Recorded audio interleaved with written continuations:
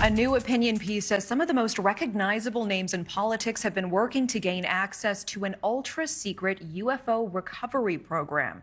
Recently, it was Senate Majority Leader Chuck Schumer who said he had credible reports that parts of the government illegally withheld UFO information from Congress. That comes as Pentagon whistleblowers have gone around the Pentagon due to lack of trust.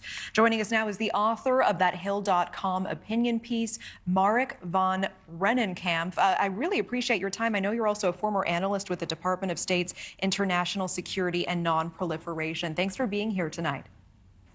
Thanks so much for having me, and thanks for covering this very intriguing story. Yeah, of course. And you say in 2011, a top scientist met with Democratic Senator Reid to establish a secret UFO program. Tell me more about that. And to your knowledge, is this the first time a program like this was under consideration? So the short answer is no. This is the second iteration, and I also want to just note that it wasn't just Senator Reid in that particular instance. It was also Joe Lieberman, who was the vice presidential running mate for Al Gore in 2000. So we're talking about some pretty high-ranking, heavy hitters in the Senate. And the short answer, what we think we're learning is that Reid became aware of supposedly some of these retrieved UFOs, some advanced materials that were held apparently by private contractors.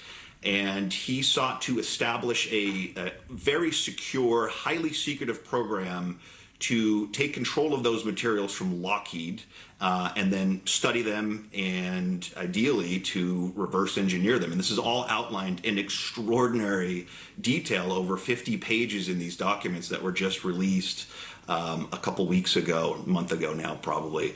And no, this is, to get the second part of your question, this is part of a determined effort by not just Senator Reid, but Daniel Inouye, a very well-known senator from Hawaii, and Ted Stevens, also very well-known Republican from Alaska.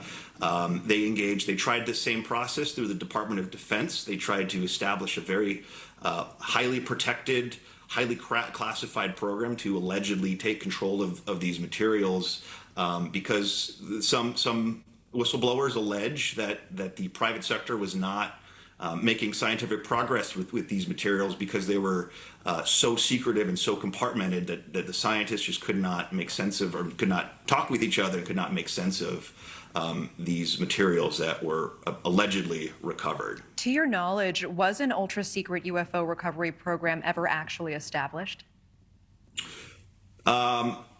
In terms of the documentary record, the answer that I can give you right now is no. At least not ones that Reid and these other senators that I've mentioned not those attempts and those repeated attempts. Those were all shot down at fairly high levels within those departments. So the Department of Defense shot down that first iteration, and then the Department of Homeland Security shot down that second iteration. But I do want to stress that this is going on today as we speak. Senator Schumer, the Senate Majority Leader, announced about a year ago now extraordinary legislation that literally alleges that so-called legacy programs have recovered craft of unknown origin or non-human origin.